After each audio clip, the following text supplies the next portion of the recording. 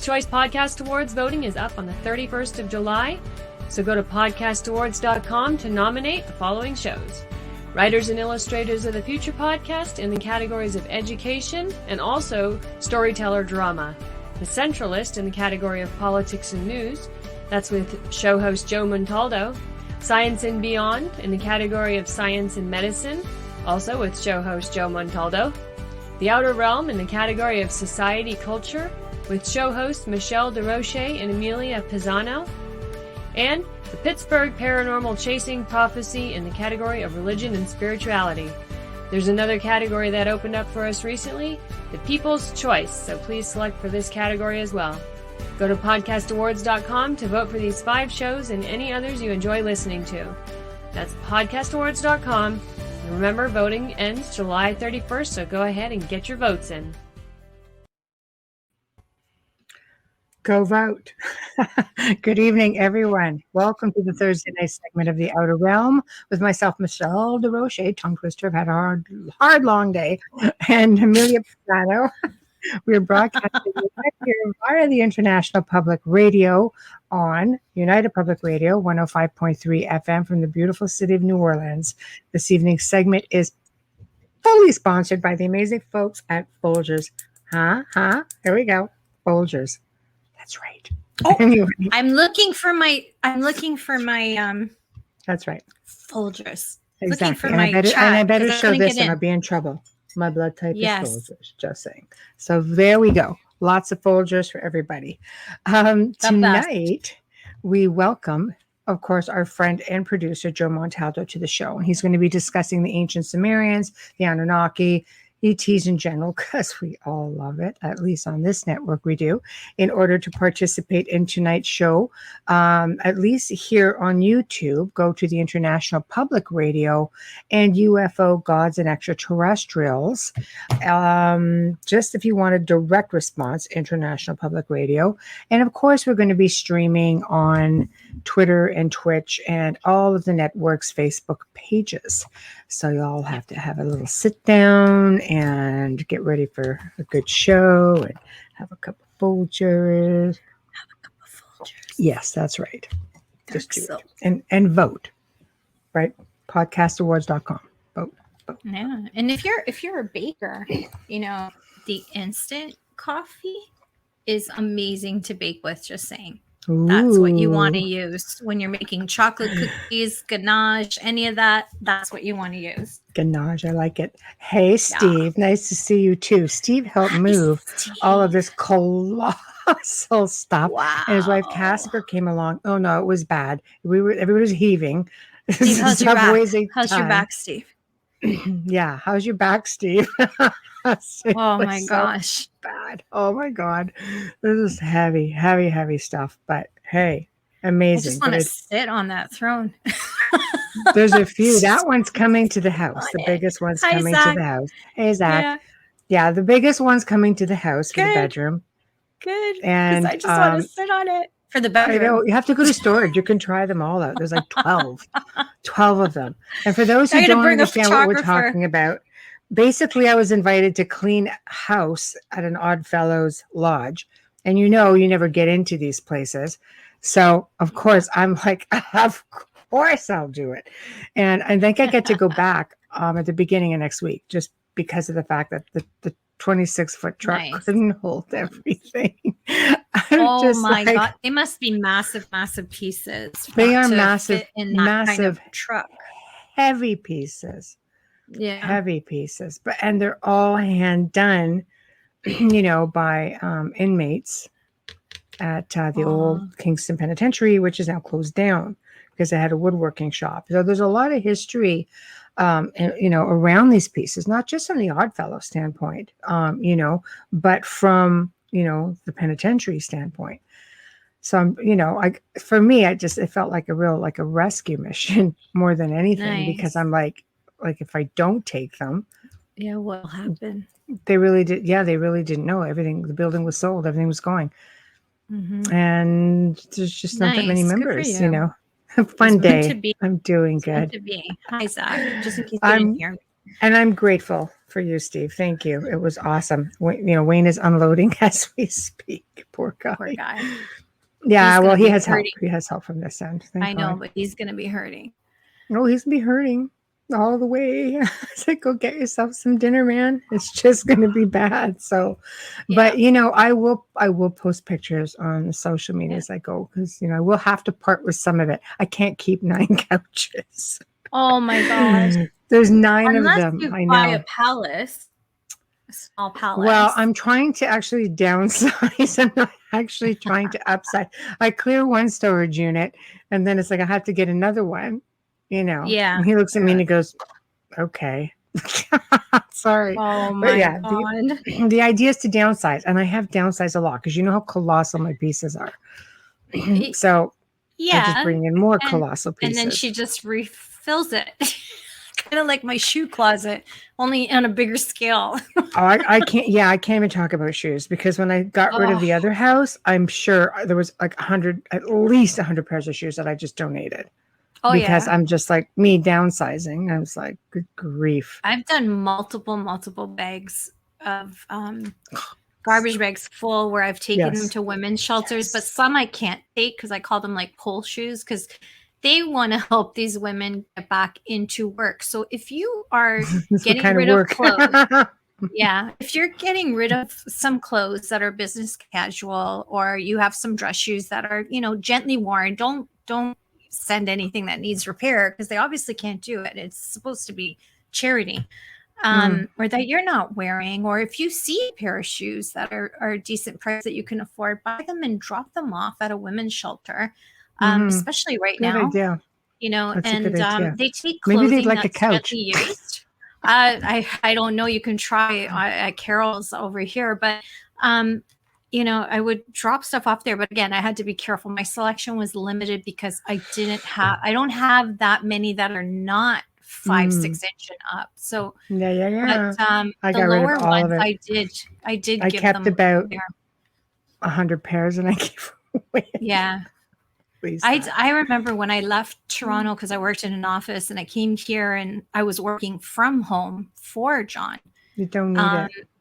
I didn't need the clothes or the shoes, because obviously I wasn't wearing 6-inch heels at work in an office. I mean, back then, oh my God, so long ago, we had a dress code, unlike today. So anyways, so the shoes were like 3-4 inch, and I gave a whole bunch away, and I brought the clothes, and they were so grateful for the clothes. I'm like, yeah, it would be too, because they were really good quality. But I was happy that I wasn't tossing these or just putting them in a Goodwill box. Not that Goodwill is a bad idea, but I do drop a lot of stuff off there. But that I could contribute in someone's next step and fresh start was a beautiful feeling, without them even knowing I had anything to do with it, which is my favorite kind. Absolutely. But, Yes, Steve, it'll be beginning of the week, and thank you for offering. I'll bring the wine. There you go. That'll help. Costing me some vampire wine. Yeah, I'll do it. Not have any pain. Exactly. But tonight we're talking ancient Sumerians, Anunnaki, extraterrestrials. As soon as Joe wants to get his butt on the show, we talk like that because he's our producer. He's our friend. So he's our guest tonight. But he's a guest tonight. He's an incredible man with a lot of experience. He's probably making himself look all like handsome. He is. Pretty. And we cover a lot of this stuff when we do the Gray Zone Uncensored on Saturdays. And a lot of people are just like, Welcome, Joe Montaldo. There he is. People are just like, well, we want to listen to the archives. We're like, no archives. So we'll probably touch on a little bit of that tonight. So there he is, looking all dapper. Jojo. No mic. Can't hear you, voice. man. Can't hear you, man. Unmute. You do this all the time. It always helps when you unmute the mic. I always forget this one's muted for some reason. I guess I'll leave it like that so nobody can hear my conversations in the house. I already got Alexa and Siri listened. Oh, I didn't tell you all about this. So the other night, I asked Alexa a question, and Siri answered her. So Siri and Alexa started having a conversation again. I'm not shitting. Nice. For like 3 minutes, they're talking to each other. I'm like, really? So now That's a couple of just so times, stupid. Siri has answered me while I'm talking on the air. If I got my phone in here, and Oh, I don't even have it set. I have it set where you have to double push the button for it to even work. I've turned off completely. I'm like, Siri, mind your own bitchin' business now. I mean, come on. Yeah. When you say the word seriously, Siri comes up. And I don't know why. Unless I think they Siri's just got a knew crush when they on me. named That's all. Turned off Siri. completely. Don't even do Yeah. it. I think Don't they even do it. knew that we would speak it the way you say seriously, like certain words. I really believe there's something behind that. Me too. But anyway, But that's a whole other show. yeah, it really is. I asked Alexa a complicated question the other day, and she gave me a complicated answer. I was stunned. Wow. Of course, she was probably reading from Wiki, but still. Wow. So I wrote to Amazon and said, please stop using Wikipedia as your knowledge base because Wikipedia is about half wrong. It's as wrong as it is right. Mm-hmm. Plus, they won't let me on Wiki. I'm banned from Wiki. I'm serious. I'm banned from Wiki. I don't even know why. And why I'm did you laughing correct because them? I figured you probably like tried to sue them or piss them off or something. No, I didn't do anything. Somebody put correct- up a page, about me, and Wiki wrote to me and said, "Is it okay?" I said, "Yeah." And then they wrote me back saying, "Well, self promotion," and he took it down. I'm like, I wrote them back and said, "Why? I didn't put up the page." I said, "You got the IP address." I said, "You can So see mine stupid. here. You can see." I'm like, "Whatever." And then I mentioned Yeah. in several other alien abduction things, and every time somebody puts me on, they take me out. It's probably not Wiki. It's just probably somebody who hates me. But over the years, I've managed to piss because off a few people. Who could They can- hate you? They Seriously. can they can, if somebody disagrees with one of your comments and puts up enough of a fight, yeah, that's a huge possibility. They just, well, they always want to keep the truth hidden. That's part of the problem. And hello, Frog. This frog has moved into the studio, I guess. I hear it like every other night now, just chirping away. It's a It's going season to keep for it. them, isn't It's it? going to keep it. Well, when I first bought this house, it was like 4 days after we got into it. We came home one night. The whole house was covered in green frogs. The whole fucking entire house, front, Oh back, my sides, god. everything. It was just weird. I'm like, man, some witches living there, something that I don't know about. Really pretty frogs. I'm like, yeah, okay, but they covered the I don't house. like Now that. I see them fewer and fewer every year because we live here now, and the house is warm. So when they attach themselves to the wall, it doesn't feel the same to them. But I still see them. They'll pop up from time to time, and I'm like, now if I leave and come back, if I'm gone for a couple of weeks and come back, and leave the house, on its normal, they'll be all over the place. Same thing with the eagle. Don't like to hang out too much.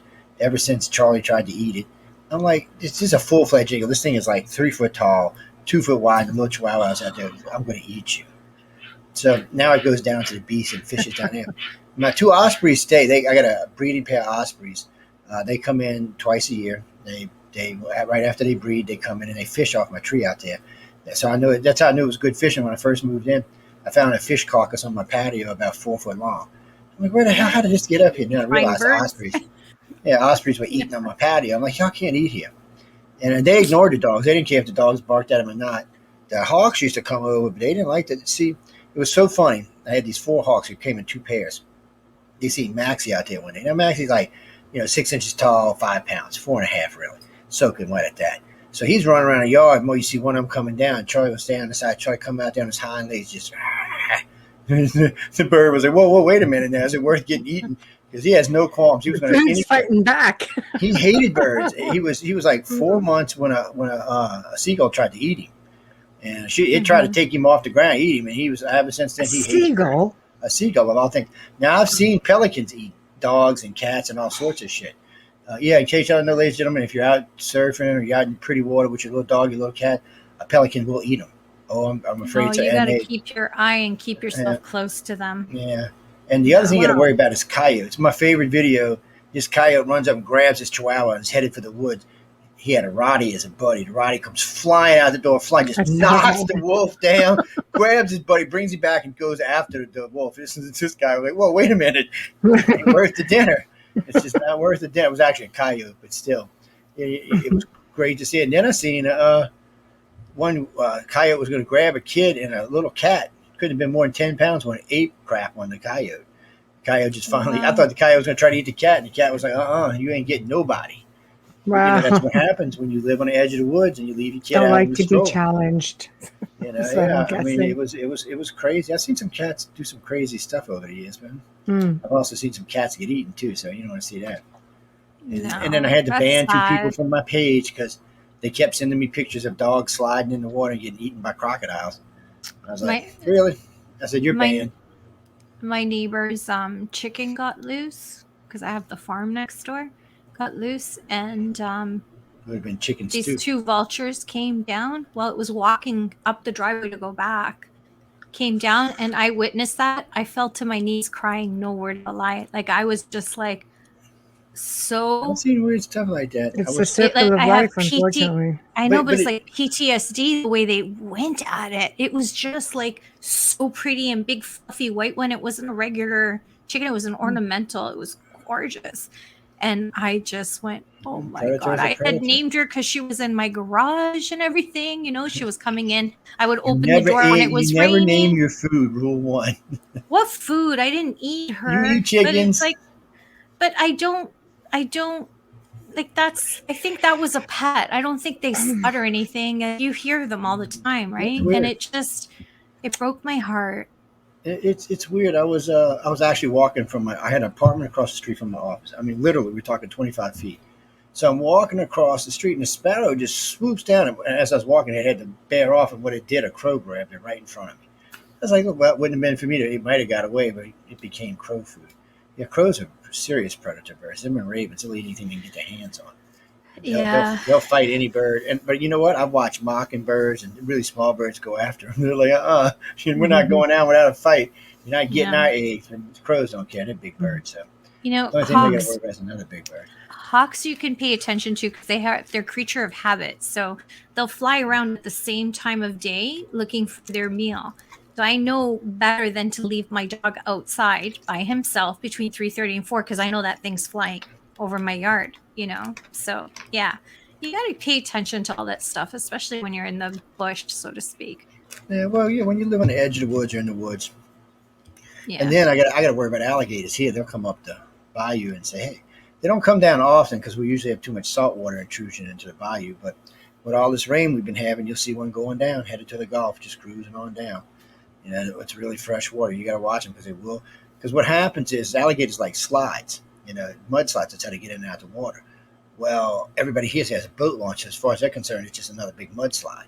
So they come walking up the slide and into your yard. I had 2 of them do that. I said, really? I went out with a pole, so I beat one in the head. I said, go away before I shoot you. And it's making all kind of hissing noises, swinging its tail at me. I said, if I hit you again, you don't go away. You're going to be a suitcase. And I think it got the idea. Actually, one of them was funny as hell. He was about 9 feet. He was about 9 feet, and he came up the thing, and I pulled the slide back in the gun, and went. He actually turned around and left. Oh, so he knows the sound. I was looking. I have more satisfaction wearing boots. That's what I'm saying. I was looking for a new pair of boots. Sorry to all you vegans out there listening. Hey, alligator makes pretty boots. Not quite as pretty as crocodile, but they're pretty. And baby crocodile is soft. No babies. No babies. Do they eat ETs or Sumerians? Did they eat Sumerians? Were they around at the time of Sumerians? Yeah, they were around. They were around before the Sumerians.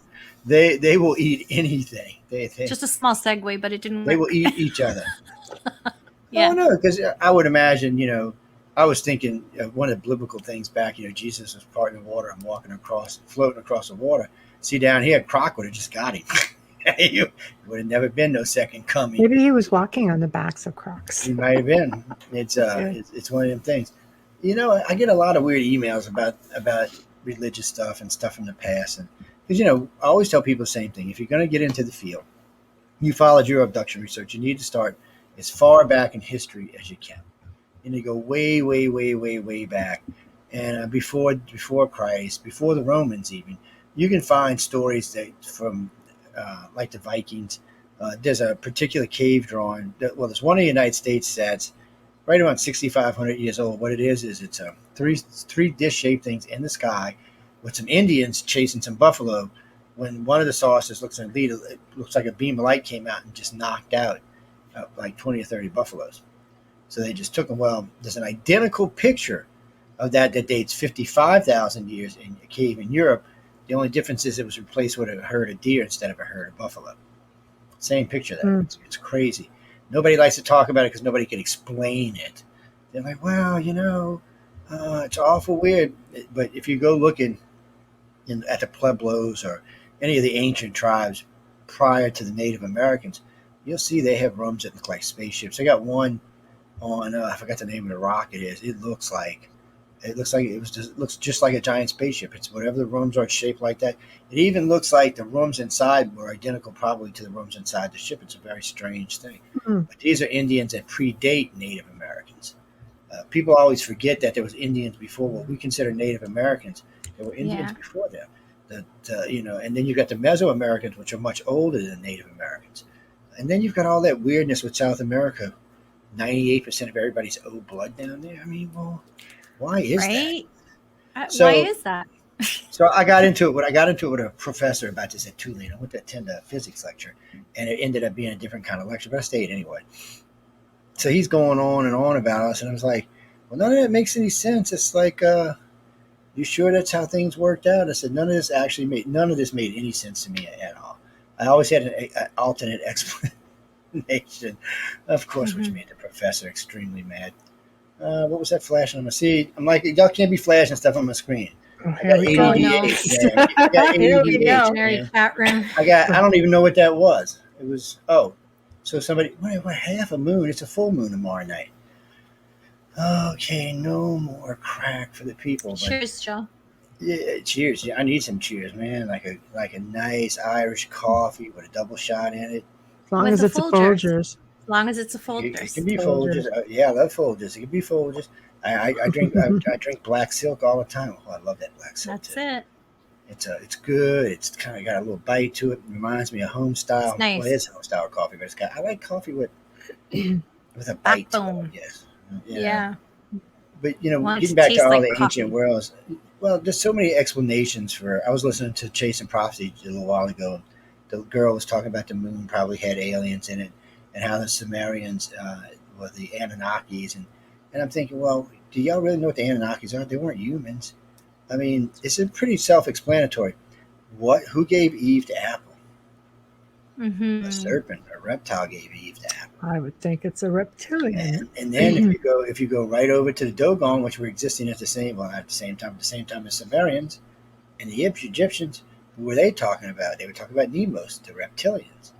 The Egyptians also talked about two types of aliens, which the reptilians and the humans, which had those weird shaped heads, which is awful strange because the Egyptians had those heads. At least 5 pharaohs did. They did. Right?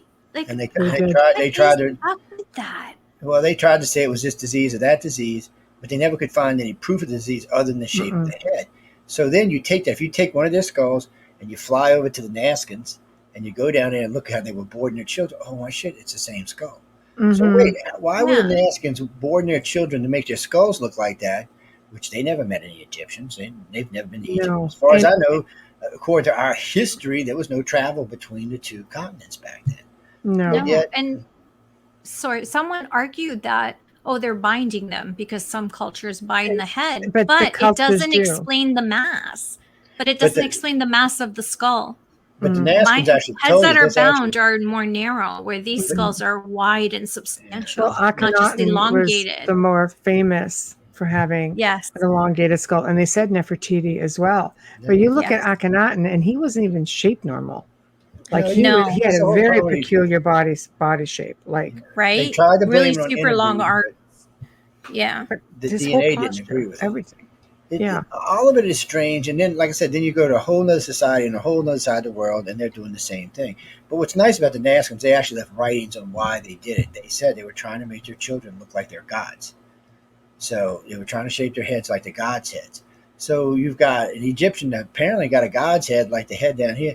The Egyptian was probably some type of interbreeding. And we know, according to the Bible, the daughters of men, the angels were bad. They came down and made little babies. And those babies were probably special because they were enlightened. The whole thing is creepy weird, and it's like the moon thing. The moon is hollow. I mean, it pings. When we hit it with something, it rings. Nobody can explain that. Oh, yeah. They've actually, the first time didn't it just go off course or something? I read something. It's going That's because Jeff Bezos was in the air. Yeah, it's going to change on... I just read that it just changed, and apparently scientists are all like, "What?" It wobbled. Yeah, it moved just for him. There we go. And so, Okay. but we won't feel the effect why? until 2030. That's when we'll feel the effect. Oh God. Wobble. I'll So just they're think going to it's say it's going to at that cause point. tsunamis and tidal waves and all kind of weirdness with the moon. I'm like, wait a minute. Absolutely. Why is it going to take 10 years? I'm like, wait a minute. I'm confused now. So it wobbled yesterday, but 9.5 years from now is when we're going to feel it. That doesn't even make any sense to me. I know enough about science that just does not make any sense to me. So if it wobbled, we should be feeling the effects right away. Because if the moon, even though it's so far away, it's not that far away. It's no, it reacts to. It can affect ocean currents. It can affect our moods because we're made of water and energy. So we know it affects women's cycles all the time. So yeah, it's just the moon. The moon is there. Without the moon, our planet would not be what it is. No. So that's why a lot of people thought it was brought here and parked here, because we wouldn't have tidal action. And without tidal action, we wouldn't have convection currents. And without them, we would die of starvation and no oxygen. So that's what people always get to me when they talk about global warming and stuff. They don't realize the rainforest will suffocate. No, we won't, because most of the oxygen does not come from the rainforest. Matter of fact, in case y'all didn't notice, ladies and gentlemen, most of the oxygen do not even come from the surface land at all. It makes up about 15% of the world's oxygen. Most of it comes from the ocean, from the plankton in the ocean. The ocean dies, guess what? We die. I think people got a little confused on what they thought we need to be doing. No, we need to be protecting the ocean. The land will survive. As long as the ocean's intact, the land will survive. And now we're talking about planting these super oxygen generating trees all over the planet. They're saying one continent would be enough to keep us in. The reason they're testing this stuff they want to put on Mars and any place that they think we can grow these later on to produce oxygen. The problem with Mars is, though, there's not a strong enough atmosphere to keep it in there. It's going to bleed off. It's where most of the water, when it's more, and there's no gravity. I mean, well, it's one third, but so. Like if your car got a flat, I could just lift the side up, take off the nuts, put the tire back on. You'd be like mini Superman on Mars. That's why Elon wants to go there. He's just a little runt here, but on Mars he'd be Mighty Mouse. That's all Elon wants to do. He wants to be the first. He wants to be the man in charge. He wants to be Donald Trump. Well, wait, Elon, I didn't mean it like that. I'm sorry. He named his car after Tesla. I posted this post about Bezos hitting space, and Facebook didn't let anyone see it. I just deleted it. I couldn't believe it wasn't visible. But he said, he made a comment, and you can Google this if you're at home, that, and it was so appalling that the media hit it right away. He said that we should send all industry out to Mars and leave it on one thing and let it pollute space rather than killing our world. I'm like, well, yeah, it'll take about 10 years, but we should do that. And the media went nuts. They just went nuts. I'm like, what the hell? That's not a comment you give right up. I said, what was he smoking on that voyage? That's all I want to know. It's not like we can kill it. It's already a dead planet. So. It is a dead planet. So it's a dead planet. And by it's sort of futile. Why not do another? Well, no, planet? By using high radiation on. See, this he is what just people wants to don't be understand. The first. No, what people don't understand, by using high radiation on Mars, it will thicken the atmosphere, so we won't have to wear suits. All we have to wear is breathing apparatus. So that's one of the things they want to do. They want to start taking icebergs and ice cubes from deep out in the Oort cloud and aiming them at us. Not at us, but at Mars. So they crash into Mars. They'll do two things. It'll help heat up the atmosphere and bring water. So you keep doing that for about 100 years, Mars will develop an atmosphere that we can walk around on and do what we want. We still won't be able to breathe on it, but it'll be regular pressure. See, right now we have two big problems with Mars. We have to wear big bulky suits because the pressure will kill us, and there's no oxygen atmosphere. And how does time go on Mars? It's they're at, so what are they? Oh, they're like their year is, I think their year is 3 of ours or 4 of ours. I'd have to look it up to be sure. And, I knew it was something obscure. And then they have a 24 and a quarter hour day, and we have a 23 and 3/4 hour days. So there's a half-hour difference, but the human biological clock is set to 24 and a quarter. I asked Mother Nature, I said, Guy, what the hell, were you drunk? I mean, what's going on? How come our biological clock fits another planet and not our own planet? And why is the optimal body temperature for humans to work in not on this planet? It would have been on Mars 50 million years ago. Because that's where we came from. More than likely, our original descendants came from there. There's probably the Atlanteans. They probably left when they couldn't live on Mars anymore. They brought their technology. They probably either found a continent out there or put a floating ship out there, whatever it was. They probably brought a lot of life to this planet from their own planet. And then, there was a disaster and something happened. They lost their technology. Well, same with humans. In 200 years from now, almost all of our knowledge will be digital. One big EMP pulse puts us all back to the Stone Age. If you can't find any books, that's it. We're done. We'll all be back to Stone Age starting from scratch. And that might have been what happened then. That's why you might have seen the advanced pyramids and advanced building in Egypt and where the Toltecs in South America, because that was all they could do. They didn't have any electronic equipment. Because we even had, people don't realize, but electricity was discovered 2,400 years ago. I know Benji, I don't want to hate on you, dude, because you discovered it in a unique way by flying a kite with a key. I would have never done that. But still, I was wondering who you were talking to until you said I was talking about Benjamin. And then I'm like, okay, Benji, man. He's on all of our $100 bills.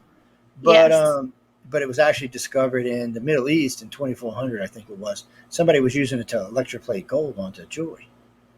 And all they were using was 2 fruit juice cans with 2 things in it, and they would tie them together and it would create electricity and make electroplate with it. That was ingenious. It was 2,400 years ago. And we don't even know what was lost in the Library of Alexandria. They probably knew about aliens. But there's so much of our knowledge that has been wiped out either by ignorant religious people, which is, or by war, or by tsunamis and stuff like that. We don't know, if you believe in the biblical flood, we don't know what was lost doing then. We don't know what knowledge was lost. Anyway it goes, religion is responsible for setting us back 1,000 years. I just have to intervene. I'm sorry, 1 minute. Somebody just messaged me. We're not on Facebook. You guys are looking for us on Facebook? I see all it says. We're all on everything. Okay, I don't know. We're on Facebook, my personal page. We're on iCar. We're on News on the Flip Side. We're on UFO. Maybe they're looking on Outer Realm. We don't have it on Outer Realm. But speaking about that, we did our first test with letting the host use StreamYard today. It worked quite well. And the reason I want to start doing this is because y'all can add your own page in. So we'll still have 7 of my pages and 1 of y'all's. It's going to be more interesting. I've been wanting to do that for a while, but since I don't have control, y'all have control. Y'all can do it yourselves. Who did it tonight? We're not on it. Sorry, I just checked it. We're not on any of the Facebooks. We started on time. That's weird. We all got big checks by them. Yeah, it was there. We all got big checks. Yeah, it says you're live. You're live. You're live. You're live. You're live. You're live. Yeah, so I'm just trying to get back to this person. Okay. I was watching all about Samaria. I don't see us live anywhere. Sorry. I do. I'm actually listening to us. Yeah, we're live on Facebook through we're live. through YouTube, but not on the Facebook pages themselves. Sorry. I can't take myself twice. It was driving me crazy. Yeah, no, that's okay. I'm just saying. Yeah, I don't know. I'm just saying. Yeah, I see it. Now, if they're on your page, they won't see it. So it depends what page you're on. We're on 5 Facebook pages, 2 YouTube pages, and Twitch. Yeah, I don't know then. I don't know what's up with them. Sorry, I just had to intervene because it's like a technical difficulty from somebody's end. And sometimes it happens. And we were close tonight. We were only 3 minutes before we went live. So that's okay. Sorry to interrupt. No, that's okay. But anyway, going back in time again. So if you look at the Sumerians and you look at the Egyptians and you look at the Dogon, they were talking about reptilians and some humans. So both the Sumerians and the Egyptian have both in their lore. The reptilians, humans, both. And then the Dogon only talk about the reptilians. But so let's look at this from a different point of view because everybody wants to hate reptiles today. So the reptile in the Bible gave them knowledge. What was the first thing Eve did, ladies and gentlemen? Anybody knows what the very first thing Eve did was when she got the knowledge? She put a fig leaf covering her vital parts. Do you know what that meant? It means before then she was not self-aware or conscious of herself. But after the knowledge, she became self-aware. That's a big thing. The Dogon also say that the reptilians brought self-awareness, and so did the Egyptians. So we have 3 ancient cultures. 2 of the oldest cultures to ever exist on our planet both agree with this. You got to wonder. So when you come forward, if you go to the Toltecs, the Mayans, the Aztecs, they believed in the reptilians were kind and wonderful and did good things for them. They were bare to life. All their stories all have good things about the reptilians. Most of the alien cultures most of the human cultures prior to Christ all talk good about reptilians. It wasn't until he was born that it changed. All of a sudden, overnight, all the new species thought the reptilians were evil and here to eat us. But also, people were becoming more educated. Back then, a lot of people didn't even know what a crocodile was. You could only find them, in certain places in the Americas, which wasn't inhabited at the time, in places like Australia, which were only inhabited by Aborigines at the time. So it wasn't until later on, after Christ, what we call the second era, AD, actually, that we started learning about what reptilians are. We learned about what dinosaurs were and raptors, and they were mean and hungry and wanted to eat your ass. Dinosaurs and alligators and snakes wanted to kill you and eat you. There was no kindness in any of them. So how could a reptilian culture actually be kind with every reptilian on our planet being, well, I want to eat you? Because they were evolved. They had evolved out of that and into a more human type state. And they were, most people will tell you that the reptilians are an agrarian society for the most part. They don't want to eat us. They don't want to kill us. For the most part, they do want to give us knowledge. But for some reason, we've forsaken that knowledge because we're scared of reptiles. Now, reptilian contactees aren't, because they've learned that that's not what it is. And then there's the other thing with the reptiles, and it drives me crazy. I get these women and these men who will write to me and tell me about this massive love affair they're having. This beautiful, ungodly being has to be angelic-like. Two of them went on airplane trips with them.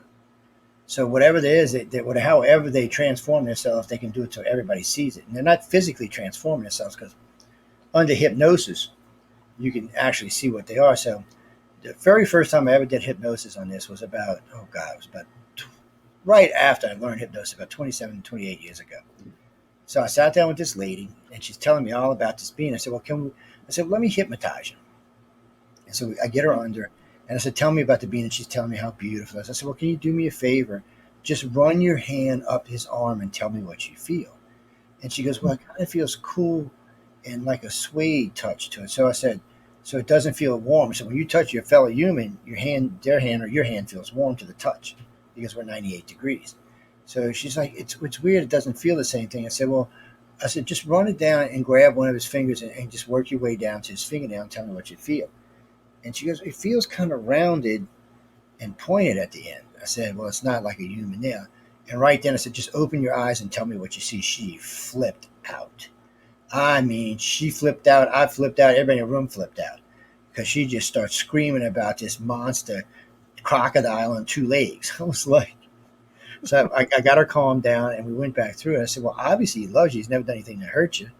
And I said, he's disguised himself so you wouldn't be in fear of him, which then she didn't know what to think. She was like, well, it's true. He's never tried to harm me. And I ain't going to get into some of the other stuff she said, because it's a PG-17 show. You don't need to hear this stuff. But is it? Yes. It's so anyway, I mean, it got quite heated when she was telling me about it. And I was like, well, so you still love him, even though you know he's a reptile? I said, so next time you meet him, you'll see him for himself. I said, so be aware, because it's going to probably be a shocker to you. So I get a phone call. It was like 3 weeks later. She's freaked out. God, she's using language, all kind of language. She said, Joe, he's got to be 7.5 foot tall. He's twice as wide as my husband, which this lady was married, by the way. And she had a big husband. He was about 6'3", 280, 290. And he said he makes him look like just a dwarf. She said he's huge, and he's so gentle with me and so kind. And I was like, well, I said, I said, why don't you ask him what he wants to show you, what you want to do? So after that, she started realizing that she could have a conversation with him in his form and not be scared. But anytime they wanted to do a wild thing, he had to, do whatever image he was using to keep her out of it. And so I started hearing this from guys. I'm like, what? I said, wait, y'all. First quick question. I said, what, are you gay? And they're like, no, it's female reptilian. Well, females. And I said, let me hypnotize you and see what we find. It was almost identical story. So it bothered me because, I'd always heard these stories about these, like Hitler's people, the fair-haired, blue-eyed angels who would go around and make love with Earth women and Earth men. Come to find out, well, guess what? It wasn't the human aliens. It was the reptilians. So I'm not even sure when Hitler was talking in his book Von Kampf, when he talks about these fair-haired, blue-eyed angels. I always assumed they were the human aliens with the big heads, but I might be wrong. It might have been reptilian. So got to kind of put back a little bit there and kind of think about what was going on. But like I was listening to this lady talk about Samaria today, and she never took in consideration that the Sumerians talk about the reptilians a great deal. So the Egyptians have several reptilian gods. So did the Sumerians. And their reptilian gods were good. They weren't evil. They didn't come here to eat you or betray you. It was the human and dog-like gods that were evil ones. You figure it out. And the Sumerians also had the 7 creation mans. But really what bothers me about all of this is going back to Adam and Eve. So Adam and Eve were basically dumb. This is what gets me in trouble with the religious people. I said, well, God created 2 of the dumbest people on the planet. I said, they didn't even know what they were doing. They never questioned anything. They just walked around in the garden stoned out of their mind. So all of a sudden a serpent appears in the garden, gives Eve an apple, and she becomes immediately self-aware of not just herself, but Adam and everything around her. It changed her life. I said, well, she got kicked out of Eden for it. I said, yeah, because she wanted to leave. She didn't want to stay there anymore. I said, she had now become self-aware. Well, unfortunately for Christians, this story happens a lot of times and way before the Christians wrote it. It is in at least 100 different cultures where the reptilians brought sentient to the humans. Almost all the Mesoamerican tribes, even Native American tribes, have these same stories.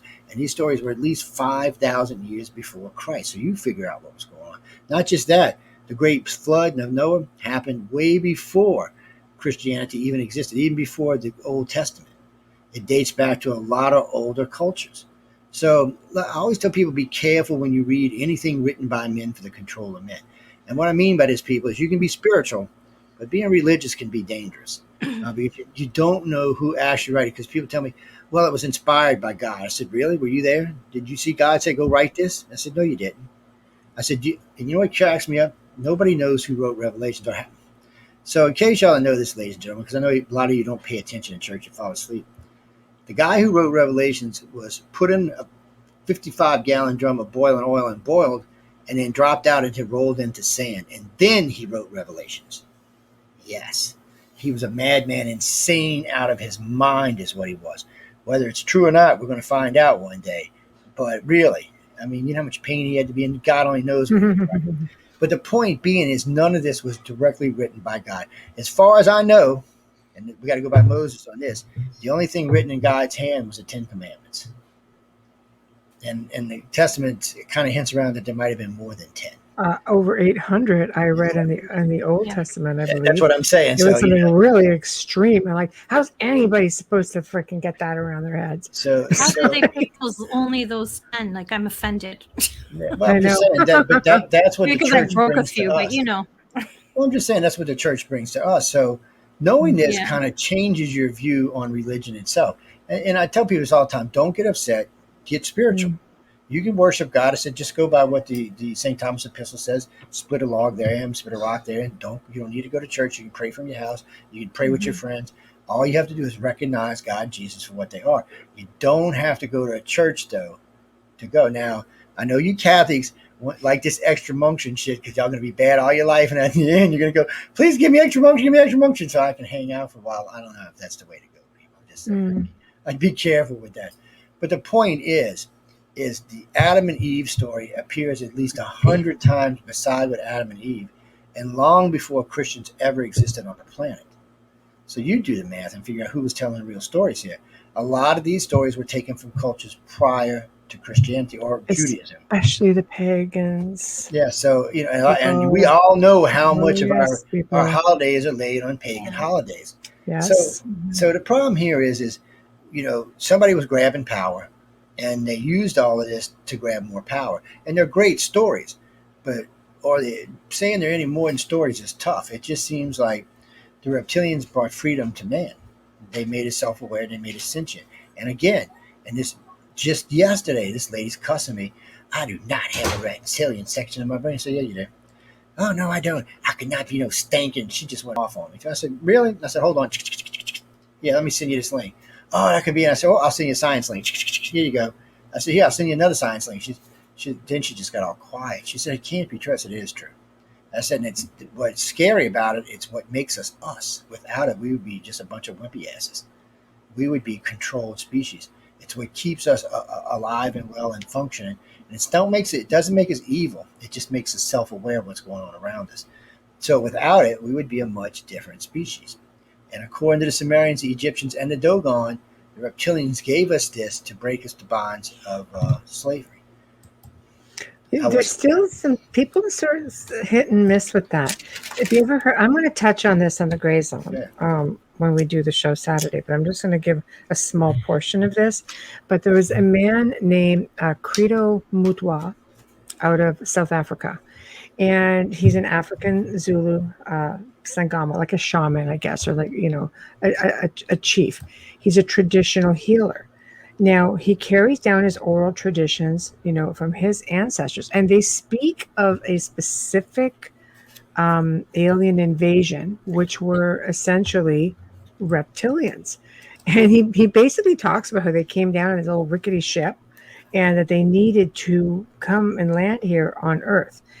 And without getting into any of it, because it is for the other show, he claims, as per oral tradition, that they gathered up humans by force with whips of what he says lightning. The gods from the sky, that they basically, they would give a lot of gifts to the humans, whatever those gifts may be, but they took power away from them.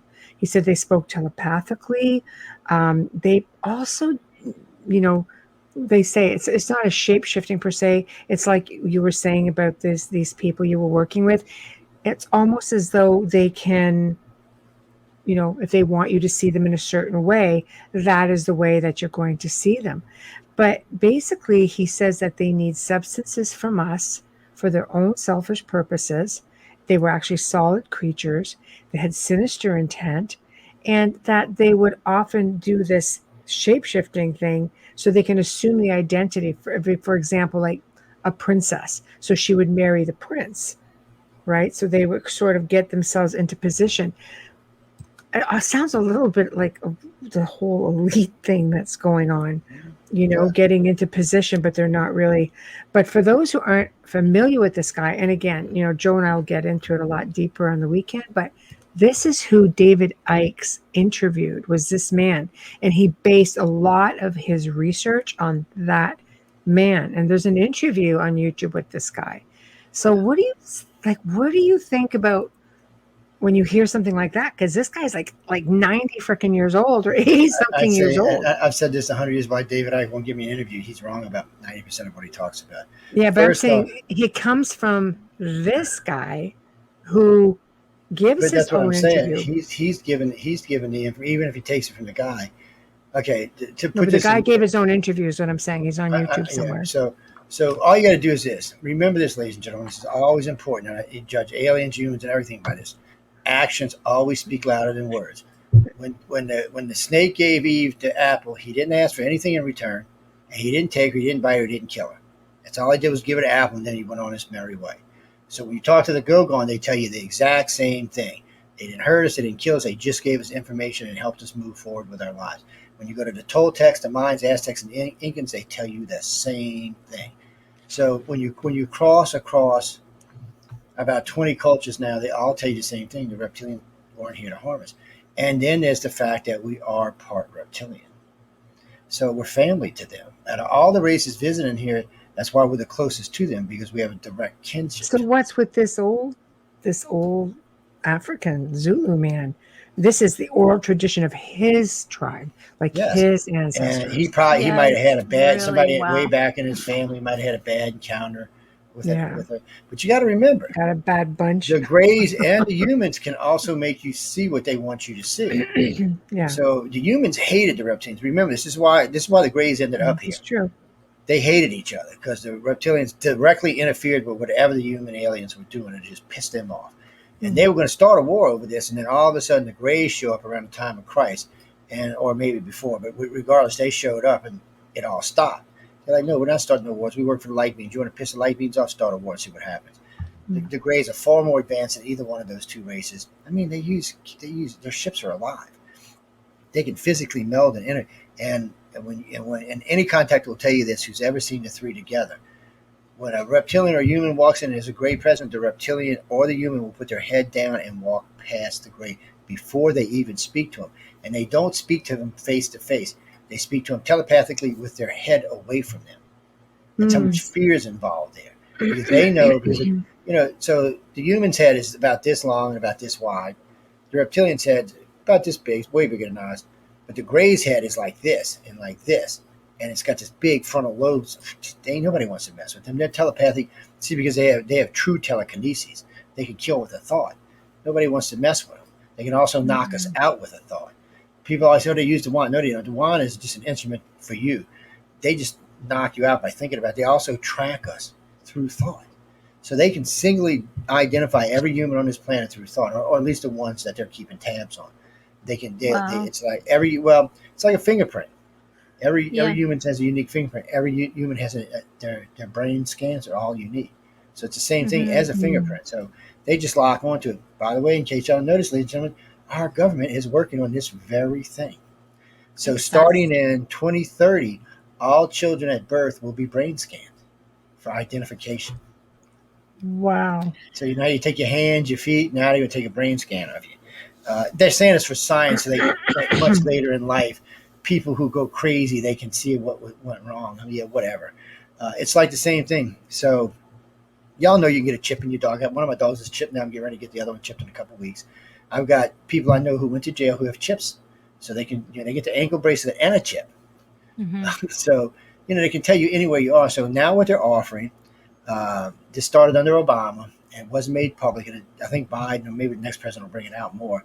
But so if you want to, you can get your kid chip. So from age 0 to age 17 and a half, 18, you can have your kid chip. Now, the rule is going to be that at 18 or 21, if they want it taken out, they can be. And that's what's going to happen. A lot of kids will get it taken out. But each generation, less and less people will have it removed until finally, after 1,000 years or so, or 500 years or so, everybody will have a chip. And it just be normal. And you'll be able to pay your bills with it. You'll be able to do all sorts of things with it.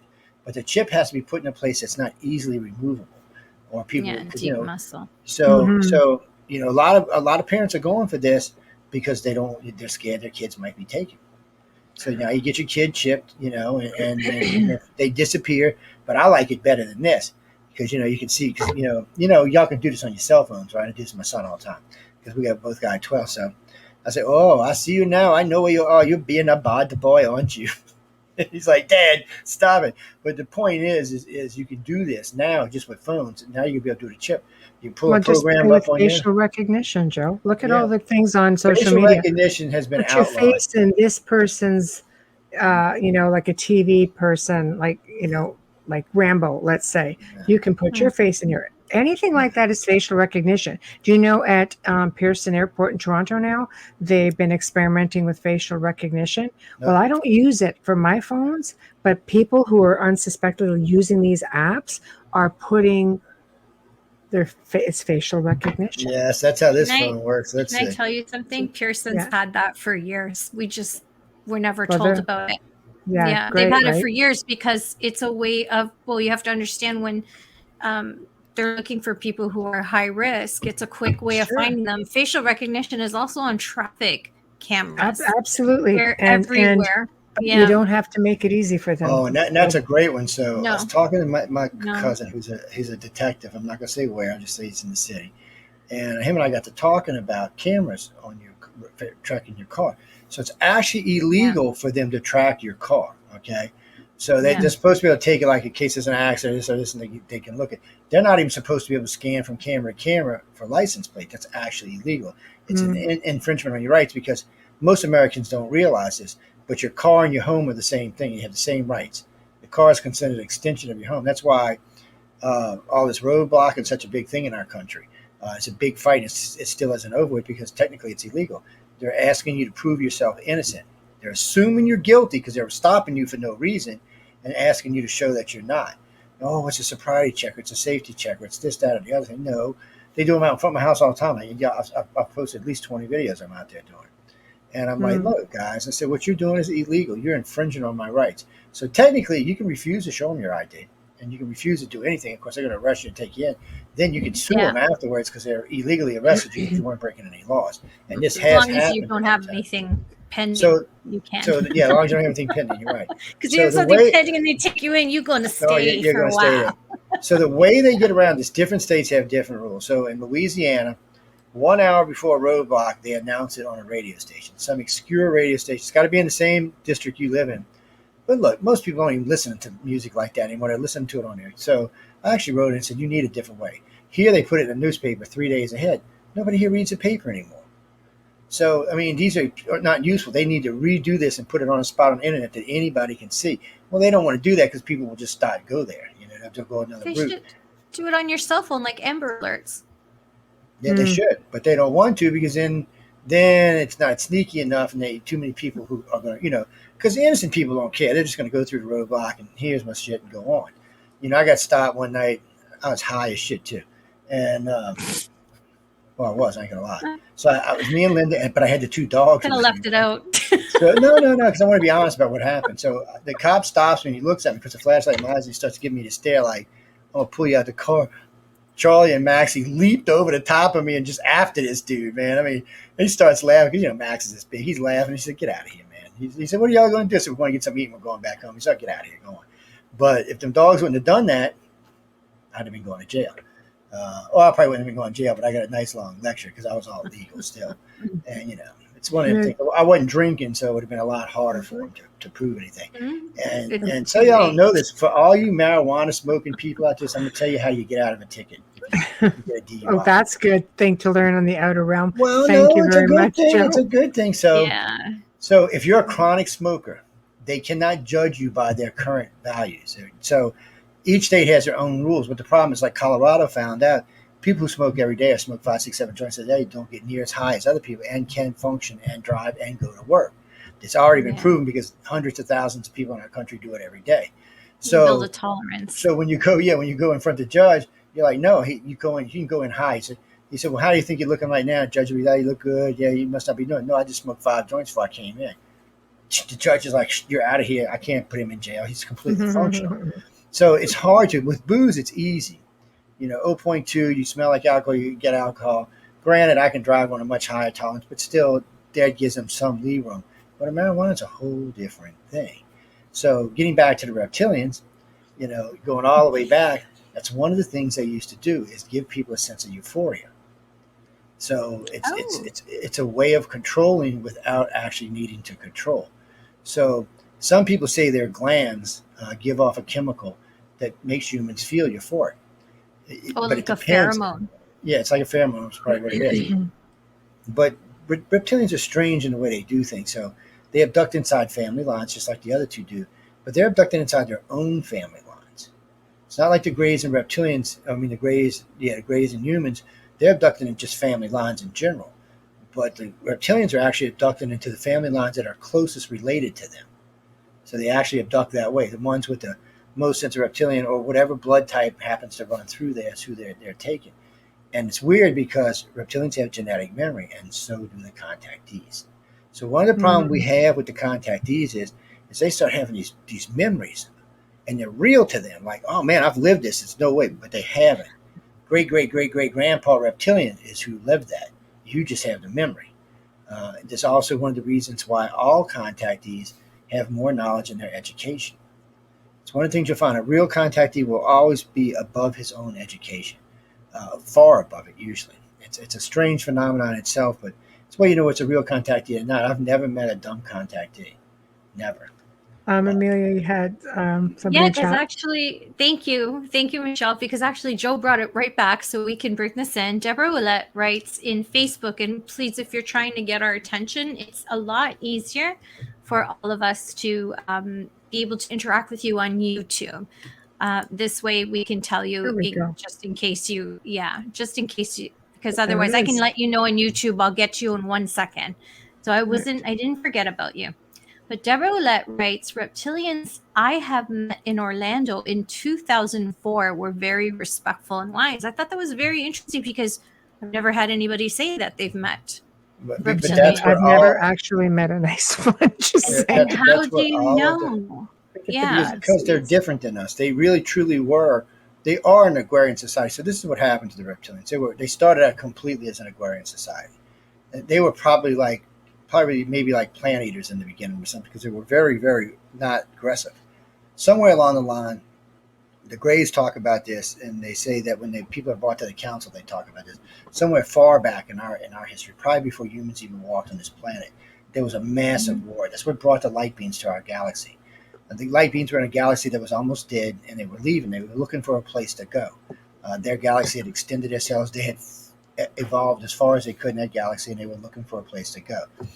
And come to find out, the galaxy they said they came from is actually it's a dead galaxy now. They came to here and found this galaxy in a war with something like 100 different species were just into it. It kind of sounded like if we all went and like one of the world wars. They enhanced the Greys. They found the Greys on this planet, and they enhanced the Greys so the Greys could basically become the galactic police force. And that's what they became. And people don't realize, they always think about these 3-foot Greys, but they forget about the 5 and 6 and the 7 and 9 foot ones. They forget about these, but the Greys are very advanced, much more so than the other races. From what they say, that it's the second most advanced race in our galaxy. So that's why the humans fear them, not just because of their mental abilities, but because of the rest of their abilities and who they work for. You pissing off the Greys is pissing off the light beings. Nobody. Whatever people believe about the light beings, which is usually this awesomeness, and this, not just power. They say they can create by thought. They can move through the galaxy by thought. They don't need spaceships. They don't need anything.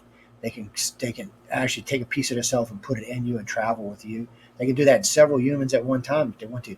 But they can't overtake a human because their power is too much. It would burn us out in just a few days. People always say, well, I was possessed, but no, you weren't. If a light being possesses you, it's going to do a massive amount of damage to your body. So they don't. They break themselves off in pieces, and it's like a piece of their subconscious, and they just stick it in you, and they can keep track of you if that's what they want to do. But for them, you got to understand, even for the Greys, reptilians, and humans, we're like, the only way nicely I can say this is we are like ants.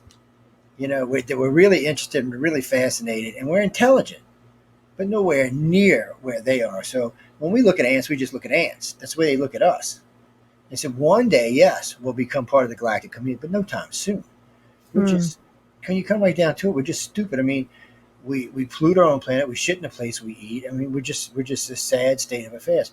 Right now, I'm watching Putin testing out missiles that do, Mach 7, a new stealth bomber. We're putting out new bombers. China's putting out new bombers. We got England parking ships in the South China Sea and next to the Ukraine.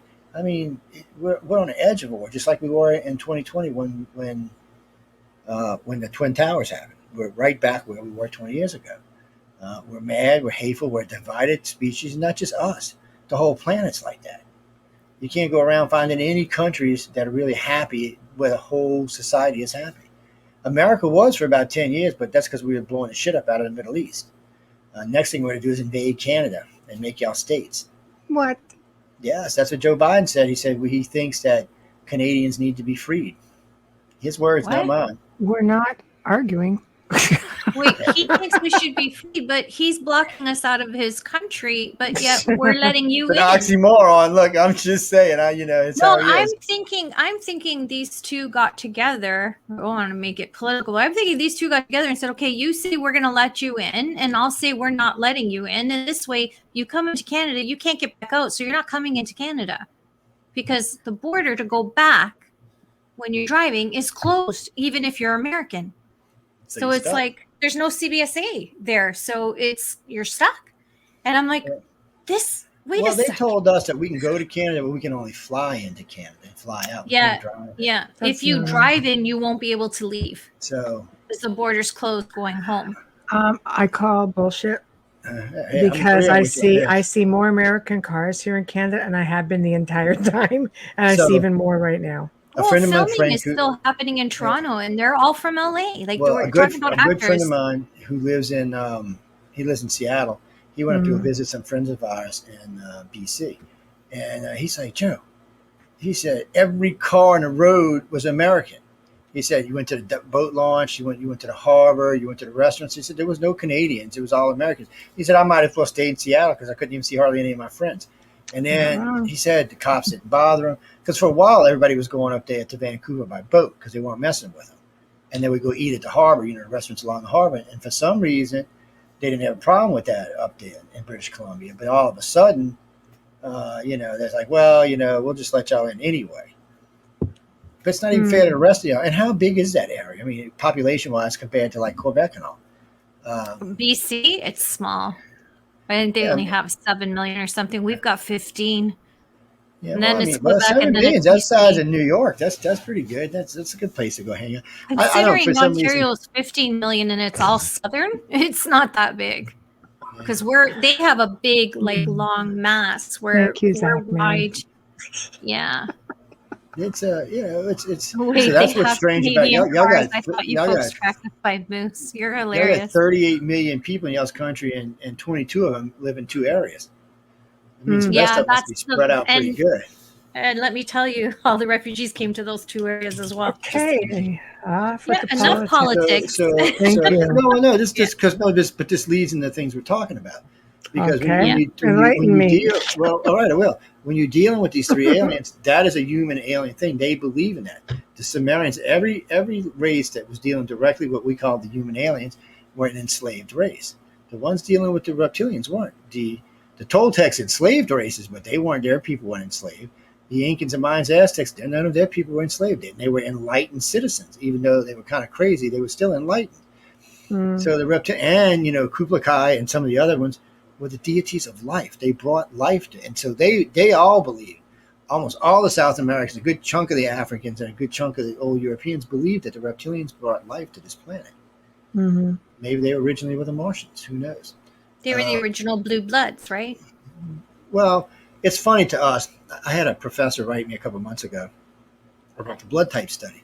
And he said, well, Joe, I'm a little curious. And we talked. He said, no, it's really weird the way you present this. He said, because it does make sense. He said, but I don't understand why it would work out that way. I said, because nobody really stopped to think that the reason we can't find alien blood is because we already possess it. If the humans are A, the reptilians are B, and the grays are O and O negative, then that's where our blood types came from. So we've already got their genes. That's why we have 4,000 junk genes, because it belongs to them, not us. Well, it belongs to us now, but it's not going to activate until later on in our life. So, it does present. He's like, I never thought of it that way. I said, well, look at it from a different point of view. I said, before all this happened, people were brown-eyed, brown hair, brown skin. They were boring. They had O positive blood. They were brown-eyed, brown skin, and brown hair. It was just a boring-ass species. There weren't no redheads. There weren't no blondes. There weren't no sexy brunettes. We just offended like 3/4 of our audience. Hey, that's how it is. I can't help it. That's how it is. Oh, no, people don't get offended because my wife is brown hair, brown eyed. So it's not that I don't like people like that. It's just, well, it's brown hair, black hair, brown eye. But anyway, regardless, it's not something anybody should be offended about. It's just a fact of life. We can't escape that. Science will tell you at one point for 2 million years, and if y'all believe we came from apes, you got to remember, then you're definitely brown-eyed, brown skin, and brown hair. I mean, think about most of the apes in the world. So, they weren't green-eyed, they weren't blue-eyed, they didn't have blonde or red hair. It's not except for orangutans, a bunch of crazy redheads. See, we should know, orangutans, crazy redheads. But anyway, the point is, seriously, what did you just say to me? Oh, wow. Orangutans. And orangutans got funny looking asses too. So just saying. What? But I'm just saying that was the only ones that didn't. And I don't even know if orangutans existed back then. So I might be wrong. But the point is, guys and girls, so for 2 million years, we were this really boring species. We weren't very educated. We weren't very foresight. Somebody came along and introduced other DNA into our society, and we started to change. And then we started to change more. And then all of a sudden, 35,000 years ago, for no scientific reason, no scientist, you can ask any scientist today, they cannot tell you why Rh negative came to the planet. Nobody can tell you why. And in the beginning, it was a baby killer. I wanted to ask you this question for the longest time because I've been asked, and I don't know the correct answer. Is Rh negative the same thing as being negative? No, what do you mean being negative? So you got technically there's 2 types of blood. Okay. Yeah. There's Rh positive, which has its genes with the rhesus monkey, and there's Rh negative, which doesn't. And Rh negative is really new. And in our 2 million years of history, it's only been around for 25 or 35,000 years. That's a long time. Not really. It's not. And before that, there were no green-eyed or blue-eyed or blondes or redheads. They just weren't. I'm telling you, it was a boring ass plant. I'd have been bored out of my mind. And I bet you the people were hairier back then too. I'm just saying, people, don't offend. Less clothes, more hair. Just think about it. Humans got less hairy because we started wearing clothes. Before that, we were all hairy. Oh, look, I got some hairy Italian friends. Oh, Lord, I'm telling you what. When Tony, my good friend Tony Spadoni, when he was 16, that boy looked like he was 35. He had full beard. Anyway, we're not even going to get into it. He's probably some kind of weird reptilian. A hairy one. Yeah, hairy reptilian. Whatever he was, that boy was hairy, man. It's just unbelievable. But I said, why are you so hairy? None of your ancestors wore clothes? And so he started laughing. He said, my grandpa and my uncle just like to run around shorts. I said, oh, well, that makes sense to me now. But the thing of it is nobody can explain where this blood type came from. We got into big arguments. I had 3 different scientific groups write articles on this. The Australian scientific community wrote 2 different articles. They one about the 1.5 billion abductees and another one on this. So they gave me trouble about the first one, and I tore them up about it, and I sent them a whole essay on it. And then they kind of backed off because it made more sense in their argument did. And the local media put it all over their media down. I was getting all kind of invites to come down to Ozzy. I was like, man, that's a long ways to go for a lecture. And then, we put out this thing about the blood type. I got nothing but respect from including this big scientific magazine who really did the hatchet job on me the first time. They're like, he said, man, you really are brilliant. He said, I hate to say it, it's making me rethink your first argument. He said, because you really are, your brain is really scientifically based. And no one can explain why Mother Nature created a blood type that kills babies. It's against bringing in people into life. It doesn't make any sense. Unless she thought the planet was getting too overpopulated. But back then, 35, that was hardly anybody here. 1-2 million people worldwide? I mean, so why would she do this? Just hinder them. Do you know how many babies were stillborn after this? Mm-hmm. Until somebody invented the anti-denogen D gene, the shot, which was recent times, it was in the 50s. Yeah. It was even later than that because I didn't have to get a blood test when I married Linda, but my parents had to get a blood test when they got married. And just after that, up until about 10 years before we got married, you still had to have a blood test. And the only reason why is so they could tell you if you were compatible to have children. Because RH negative and O positive, you could have a stillborn baby. So then they came up with a shot that now, because of the shot, it's even come to the point where it's changing our DNA so that we don't have to have the shot anymore. It's a really spooky thing, but why did she create this? And then the other weird things is that RH negative people have different types of personality. They also have more green and blue eyes, and they seem to be in more higher position in the world. Excuse me, boss man, guest. We need to do a station ID. Oh, yeah, you better. I got right into there. I'm tapping on the cup. I'm trying everything. Oh my gosh! I was looking for my coffee cup. I put my glasses on my head. I know. Oh my gosh! I'm doing one of these. Nobody's paying attention to me. Oh my gosh! Okay. We do. Right now, you are listening to The Outer Realm with Michelle Desrochers and myself, Amelia Pisano. And tonight is our favorite guest ever and always, our producer, our boss, and the amazing Joe Montaldo. And we are talking Sumerians, ET, and believe it or not, Adam and Eve, just a little bit. Well, and we're into reptilians right now. We are on International Public Radio. We are United Public Radio. Are we still United Public Radio? Yes, and the other one is Gods and Extraterrestrials. And soon there will be there will still be a new United Public YouTube page in the near future. Cool. And we are airing live on FM on 105.3, and I believe it's still in New Orleans. New Orleans, we love you so much. You know what we also love? We love Folgers Coffee. Thank you for fully sponsoring our show. We love you, Folgers. I bet you the boss of Folgers watching right now. He's probably like sipping on his Folgers. Yay, and I love you. Thank you, sir. sipping a little brandy with it. That's okay. It's almost strange though, because I mean, it's we did a thing right after we found this out. So first thing we did was check in Hollywood. How many people have green or blue eyes or red hair or blonde hair? Well, obviously it's well, not all red hair does that. So it's obviously the majority of them were blue-eyed, green-eyed, or a combination of color and blonde or different color hairs. There's not that even the brown-headed women. There are a lot in there, but there you see more black hair, more blondes, and more redheads because it catches your attention more, just like eye colors catch your attention more. So let me ask you a question. Why are so many bosses blue or green eyed, male or female? Why are so many presidents and people in power blue and green-eyed? Is it because they're more intelligent, or is it because they get more attention? It could be any of those reasons. But it's a fact that they are, and not just in this country, in any country. So you got to kind of step back and wonder what it is that these people share in common. And then you have to wonder how many of these, only remember, Rh negative is only 15% of the world's population. That's it. And about 10% of them serve either in some type of politics, some type of upper business, or in some type of theater or something along those lines. Why? Are they that much more aggressive than the rest of us?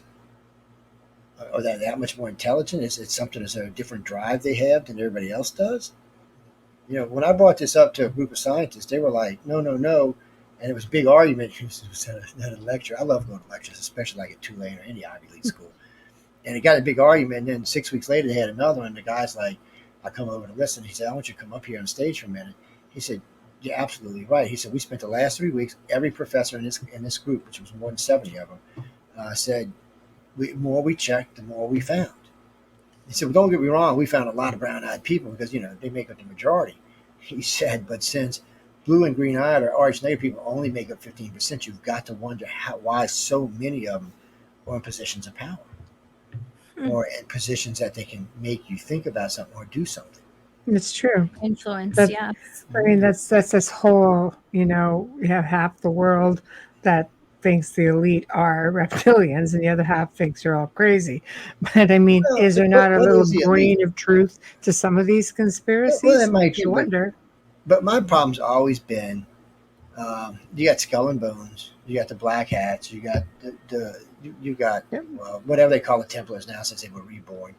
Mm-hmm. You've got the Bilderbergs. You've got several groups out there. So people always say, oh, they're going to conquer the world. Why? The bitches can't even agree with each other. That's always been my problem about elite taking over. They hate each other. This elite over here thinks this elite over here is garbage. This elite over here thinks this elite over here is garbage. But there's still a hierarchy. Those that we know as the royal families and by the way, even the Rothschilds are actually lower on the food chain than some of the darker families, the larger families who own all of our pharmaceutical companies, and there's but that's a problem though. But that's always been the problem. They don't agree with each other. So this one's got this much money over here. It's like to use. They all of them got all this money and all this power, but they just don't agree. So it's I always say the same thing. If these 6 or 7 families or groups ever decide to agree with other, we the people are screwed. There's no way we'll be able to stop it. They have too much power, too much control. What saves us, we the people, is they just can't get along with each other. The bigger worlds hate the Rothschilds. The Rothschilds hate the Masons. The Masons hate the Skull and Bones. So, it's a competition. And they think only one family can win, but they can't. They will have to merge together. I shouldn't even say this on air because they might be listening. They have to merge together in order to conquer us. And for some reason, in 2,000 years, they haven't been able to do it. They just can't get along. And if they would, power. Nobody likes to share it. And because you got the same groups in the United States as you do in Russia and China and other places. And as you can see, these 3 countries are purged and blow the crap out of each other. Poor Canada is just going to be a fallout land if this happens. Do you realize if we nuke Russia, all the fallout comes to Canada? All of it. It's not even going to come to the United States. Now, if we nuke China, on the other hand, most of it's going to come to the United States. And if we nuke lower United States, most of it's going to go to Europe.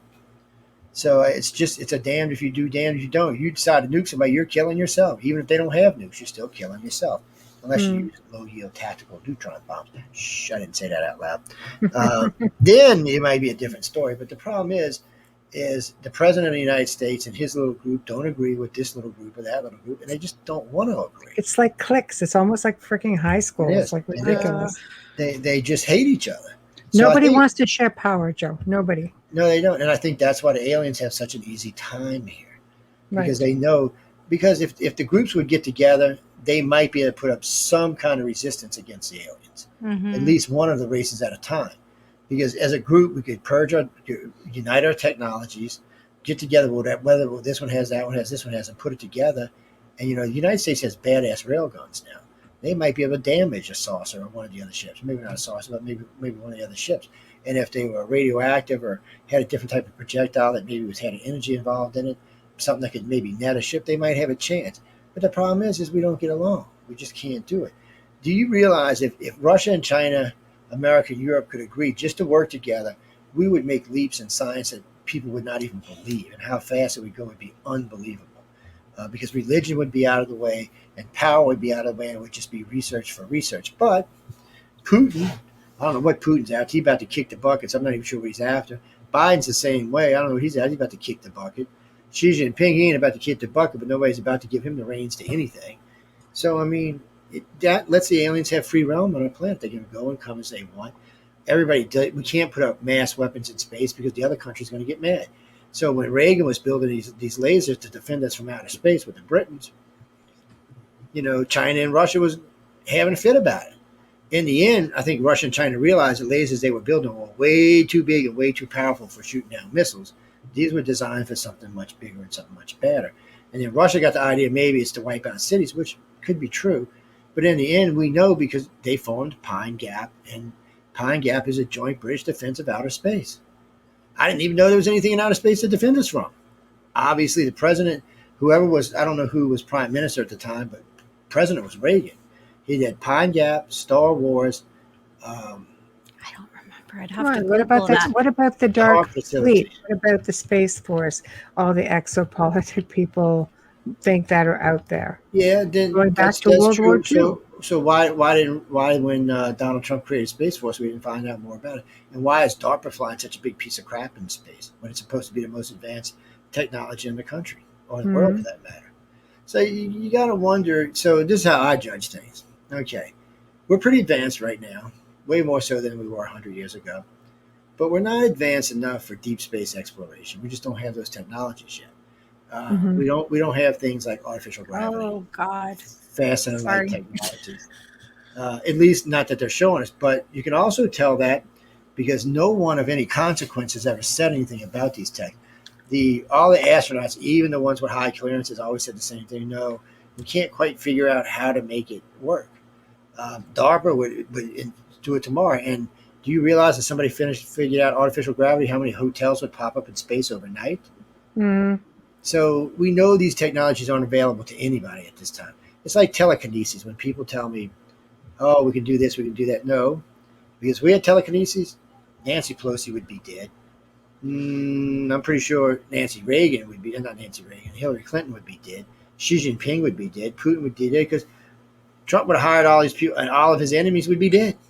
And they would have died from brain embolisms. It was just, oh, he had a heart attack. Oh, he squeezed an artery and killed him. They would just die of natural causes, so no one would ever know. So we know we don't have those connections. We know the Russians and Chinese don't either.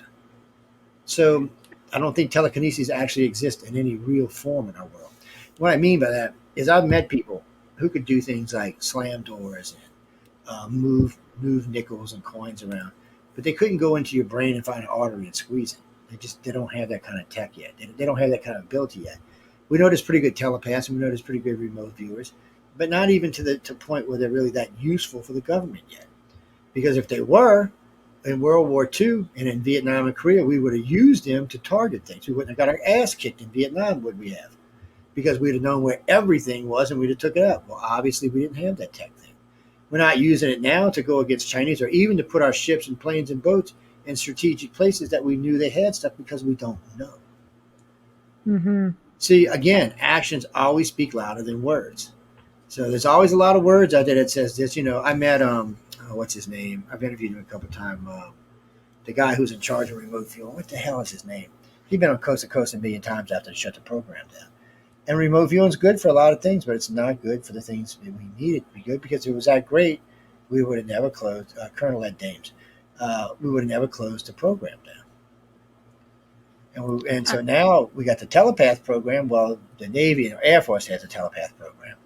But even that is got to be limited because Russia jumped on us in 3 things that we didn't even know they had. Even the Pentagon said it caught them off guard. So if we had advanced telepaths, why didn't we know this? We should have known this, Go ahead, Amelia. Thank you, Michelle. I think it's really funny, Joe, that you said, I don't know who was the Prime Minister of Canada at the time during the Reagan administration. So I Googled it because I can't remember because I was just a baby at the time. So It was in fact our shortest sitting prime minister, Brian Mulroney, who only served 9 months because he was removed from Kim Parliament. Campbell, I think, was last, wasn't she? Kim Campbell After was a him while less. was John Chrétien. After him, so he came Oh, in John because the Crichton, he was Conservatives an went out and astronaut on Farscape. Jean Chrétien, no, and he came. Hmm. Yeah, he came back. I think he just passed away as well recently. But I just thought it was really funny that, and they're showing a video of the two meeting, Reagan and Mulroney, that you said you didn't know who it was, and I had to Google it. I can't believe he was the shortest sitting prime minister, 9 months. That's what happens when you So live you in need to Canada know who else and you was. suck, we boot you out. So, but you need to know who else was Prime Minister of Australia and Prime Minister of Britain, and you can find out what was going on with Reagan. There was a little quiet triad going on there, and they decided that Reagan cracked me up. I mean, he instituted all three of these programs, and then he goes and gives 7 speeches about what would happen if aliens invaded our planet. Really? Not a president before him or a president after him has ever given one of these speeches about him. Okay, so why is it always that? Like, are we just being led down this, like, the same road where they've all been leading us down? Invasion. They never. Anytime you're seeing videos come out now by the military, the government, it's always you're under attack. They're being chased. They're being swarmed. Like, are we being primed, for alien invasion? And if so, why? Maybe Why? false alien invasion. Exactly what I mean. Yeah, because if you, again, ladies and gentlemen, actions speak louder than words. So the aliens have been here for at least 35,000 years or more. Most people think at least 2 million since man started. They have a relationship with them, contrary to what they want to say. Yeah, so why are we being primed for that? Because it's a grab for power. So And like COVID money. was. COVID was a grab for power. Actually, money's not as important as it used to be anymore. Power is more important than money. Power is a major aphrodisiac. Don't get me wrong, money's a great thing. But when you shut a society down, no, you don't need money if you have complete control. So if you pull power like they did with COVID, okay, how much money disappeared out of the United States during COVID? Canada, nobody was spending money anywhere. Countries. With the exception of like Amazon and the grocery store, nobody was making money. But yet somehow or another, our military kept growing, the country kept moving, people still were eating and drinking and smoking. Yeah. Now, nobody was making any money.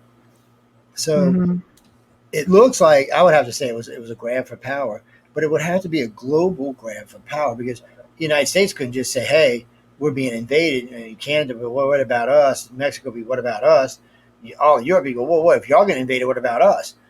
So it would have to be something, at least the G20 would have to agree on it. They would have to agree, and then they could say, they could fake some kind of shit coming in and have these things coming down, make these ships coming down, and at least then we could arm ourselves, declare martial law across the world, and change the world to, well, basically to a communist state. Well, a socialist state, probably closer, but the problem is they found out Americans and Europeans ain't going for it. If we'd have stayed locked down for more than another 6 months, there'd have been a revolution in our country. And it wouldn't have been each other, it would have been against the government. And since the military already said they wouldn't get involved, well, at least the politicians holding the bag. So, so how do you do this in a constructive way? The problem here is, again, it's egos. Everyone would have to agree. Well, Angela Merkel ain't agreeing with anybody. She's just a bitch. Even though I love her to death, she's a bitch from hell. Egon, both in Turkey and in France, they're not going along with it because they think they're already poop don't stink. Putin thinks he's the greatest thing since cracked wheat. Xi Jinping thinks he's the greatest thing since gold. And then we don't even want to talk about Biden and y'all's little lover up there. So, at this point, it's almost impossible to pull this off. So the conspiracy groups love it because they can get people going and scared. But again, if you judge the aliens by their action, if they wanted to conquer the planet, why didn't they do it 2 million years ago when there was, a handful of humans on the planet? They could have wiped us out with a disease in no time at all. Why give us sentient? If we truly started out as a slave race, which almost everybody believes, then why give us sentient? Why allow us to become sentient? And after we became sentient, why not just wipe us out? So I always tell contactees the same thing. Well, isn't that what the flood was about? Yeah, well, they tell you all the time that They're here to help us or they're here to kill us. Okay, actions speak louder than words. They're not killing us and they're not helping us. Oh, we're going to have an enlightened planet. Really? I'm 58 years old. Aliens been around at least that long, and this planet ain't even close to enlightened. Most of the people I know wouldn't know what enlightenment meant if they thought it was a lightning bolt hitting them in the ass. I mean, really. And then as far as eating us and killing us, we're still here. Matter of fact, now there's 7.5 billion of us. At the rate we're growing, they're going to be 15 billion in no time. Maybe they want to get us up so we can fatten up and get to select like the Kobe beef. Maybe that's what they're after. When we get to 15 billion, they can go through and pick and choose what they want. I don't think that's what it is. Because again, if wiping us out was their goal, we'd be gone. We wouldn't even be here. They could take something like COVID, enhance it to something, enhanced disease. We'd never be able to stop it. It'd kill almost everybody on the planet except for the contactees. They'd probably be the only ones left. And again, the contactees, all of them, well, not all of them, but 1/3 of them have the Holocaust dream that suggests sooner or later, 82% of the planet's going to bite the big one. 85% of the planet's going to bite. It always bothers me. Or is it memories from Mars? Could be that too. If we're an ascended race, and what I mean by an ascended race, that we move from one planet to another, we may have genetic memories left from the past. Yeah. And then there's the other problem too. A lot of times we talk about the greatest reptilians and humans being from other worlds of deep space, but everybody forgets before the asteroid collisions, Earth, Mars, and Venus were inhabitable planets. 50 million years ago, all three of these planets were inhabitable. So what happened? Well, we know something passed through the Oort cloud and sent asteroids because Mars has 2 moons that are asteroids, and you can see the big-ass impact that created Olympus Mons on the other side of the planet. It was huge. We know there was a huge impact here, and they're almost positive that's what sent Venus into its global warming was an impact of some kind. So it wasn't an attack. Did somebody go out there? And this is where it gets a little sticky. A lot of people believe that the asteroid belt was a planet at one time. See, astronomers say that it was a planet that didn't form. But recently they have found compounds that can only be created under great pressure, like a planet forming. So now they think maybe it was a planet. Maybe the tidal forces of Jupiter and Mars pulled it apart and destroyed it, and it sent asteroids all over, and that's what sent Earth, Mars, and Venus into catastrophe. And if there were life on those planets, they would have had to go somewhere else if they had the technology. Being Earth is the closest, but even Earth took a big whack. So they would have probably had to go outside of the solar system and then come back, and this would have been the first planet that repaired itself.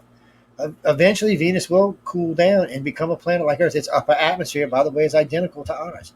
So they know at one time it was like Earth. They know Mars was like Earth at one time. We know they had water on it, had tidals. We know the whole damn thing. So maybe that's where all these apocalyptic dreams are coming. Maybe we've already experienced it, Because if especially with the reptilians, we know genetic memory is real. It might be there. Well, it's scary to think that it's something that it's like a premonition, But the problem with the Holocaust dreamers is they know the towns they're in. They know the places they are. So here's a good one. So there's 10 people traveling together, all contactees. Now 5 of these are what we call the enlightened contactees. These are contactees who have their abilities boosted. They're actually put in a new body so they could go find contactees around the planet and bring them to wherever the ships were meeting at to take them off world. So here's a group of 10 of them. There's 5 contactees that were traveling with them that were being brought somewhere. They go to Houston. They know it's Houston. Now, they talk about the cars were much different looking than the way the cars do now. So they're figuring, and every time you walked past a building, a face would pop out of you and start talking to you about what's the last thing you bought on the internet. I feel for all you porn lovers. I feel for you people. I'm just saying. Oh, such and such. You know what your last name? Shh, please don't say nothing. But that's technology that'll be around. We've banned that in the United States. It'll take us another 50 years, maybe 80 years before it gets unbanned. So, but there's other technologies they talk about are probably further out than these are. So when you listen to the types of text they talk about, like the girl was talking about the car, it was kind of round and shaped different, and it looked like the guy was saying it looks like the wheels would fold under, so it was probably a flying vehicle of some sort or a hover. So that's still a ways off in the future. Yeah, so we're talking, but when they talk about the population, 9 to 12 billion, that's not that far in the future. 100, 200, 300 years. We are, by the way, in case y'all noticed, ladies and gentlemen, they already have flying cars. Finally, they said it was going to be in 2000. I used to watch the Jetsons and all the world fairs. We were going to have flying cars. Finally, we have them. They came up with a 2-seater now that can fly. They got a couple different, but they're not cars in the way we think of cars. You're not going to land them and go driving around. They're really hover cars. They're not really made to drive on the surface. So we haven't quite got to that point yet, but it's a start. It is. It's a move in the right direction. What do you mean? I want a damn flying car, people. They should make it solar powered. Hi, Wing. I'm Make it solar gonna change powered. my last name to Jetson, and I want my flying car. I ain't changing my first name to George. I'm sorry, but I'll say Joe Jetson. There we go. Go Joe Jetson, or Joe go Jetson. We've got everything else. We order food off of the internet. We order groceries. We order. We shop. A friend of mine work out online. Yeah. A friend of mine everything says, I don't want to order groceries from the store. And because you don't know what they're going to give you. I said, well, I said, they got a couple of stores down here now that you can see what they're picking. You could say you want this one or that one or this one, while the person is walking around making your order for you. And then they'll drive it to your house for no extra charge. No, it's a monthly fee. That's why. No, not these. This is just you call in. That's good. Here it's a monthly fee. But, garbage, food's so high right now, it's ridiculous. Ground meat, I think, is... It really is very expensive right now. So, but so if anybody was here to eat us, kill us, they would have already done it. They could be waiting. Maybe they're waiting for critical mass for the planet to reach 12 or 15 or 20 billion. Maybe we're not in season yet. Yeah, strawberries or cherries. It's we've been around for a long time. So, but most scientists agree that this planet can hold about 26 billion people, and that's it. That's our max, and that's if you convert most of America and South America to farmlands. I didn't know this, but the majority of farmland is on this side of the world, not on that side of the world. And start growing plankton in the ocean along with a couple other things that can mass produce oxygen. So we can do it like that. And everybody can eat and be fed and still, but that's it. That's the maximum population. So, and before we ever reach that, we will be off world on lots of other places. Even if it's rough and tumble, a lot of people are going to go to Mars. It's going to be like the Wild Wild West. That's why people like that. One of the things that made America, Canada, and Australia is the fact that these crazy people from Britain or criminals from Britain came over because they wanted something different. They wanted a new life. We hear Elon. Pioneer a new life, yeah. You hear Elon. He wants to take a whole freaking colony to the Mars and give them a new world. A whole different way where you don't have stairs in your house. You just jump from floor to floor to floor. You can do a lot of stuff there you can't do here. It's just, so people are looking for this, and a lot of people will go. More people. I was surprised when I applied for the first Mars mission, and they sent me the paperwork back, and I talked to the guy. He said over 200,000 people applied in the first week. Wow. So for the second Mars mission, over 2 million applied in the first week. And from what I hear about what's going on with Elon, there are several million people. They're like, so you could have a colony of 10, 15 million people on Mars in no time at all if you can feed them. And they said you could put probably at least 10 million or 20 million in Olympus Mons alone and be totally safe from anything outside. And if you close up the holes, you can raise the pressure. You won't need suits. You won't even have to wear a mask. And we've designed special plants just for that. And they still think they're going to find life on Mars. Not like little grays or anything like that, but they think they're going to be pockets where there's water underneath the ground. There's probably oxygen from the plants themselves that are making it. So they do think they're going to find. Of course, I predicted that 30 years ago, NASA. Catch your ass up. I said this 25 years ago. The only way we'll ever become number one in space is to privatize. And look what happened. We privatized. We got 5 spaceships all built in under 5 years. The Chinese don't even know what to think about it. Now, don't get me wrong. They've done 22 space missions in the last year. We've done 24 and 24. We've done 48. And these are private. And look at their craft. They don't crash like NASA's do. And don't get me wrong, people. I know people get mad at me. I'm a big NASA fan, a big space fan. But these ships are much better than anything. And they're private money. They're not taking from the taxpayers. It's not coming from us. Let them spend their money. They even give NASA money to help out with certain things. So, you know, I know the Japanese applied to put a space hotel up. They had to ask us for some silly reason. Mm-hmm. I know 2 other companies, 2 private companies are planning on putting hotels up. I forgot which one it is. Virgin Mobile are going to start selling trips to space for under $100,000. And they said it's going to go down from there. So pretty soon, anybody who wants to go to space will be able to go to space. Now, I say that when you because I've been at the crest of the planet, so technically I've been in space, but technically I haven't been. So I was in the point where you lost gravity, so you could float, but we weren't actually in space because if we were, the plane we were in would have never got back down. It would have just floated away because it didn't have any kind of jets that would move it left to right or up and down. It needed to be in the atmosphere where it was. And we didn't even get there as he crested the ship before we got there, and you could feel yourself just lift. But he hit the engine and we went straight back down. If we wouldn't have, we'd have been floating our ass in space. I'd been dead because there was nothing to retrieve you with. So there's a lot doing that. And I know Virgin Airlines is doing it, a couple other companies, but going in space is going to be much different. Of course, you will be floating unless somebody tackles gravity, which they might. I'm sure there's a lot of ways you can make gravity without spinning a big wheel around in circles. Don't take this wrong, NASA and everybody else, but this is 2021.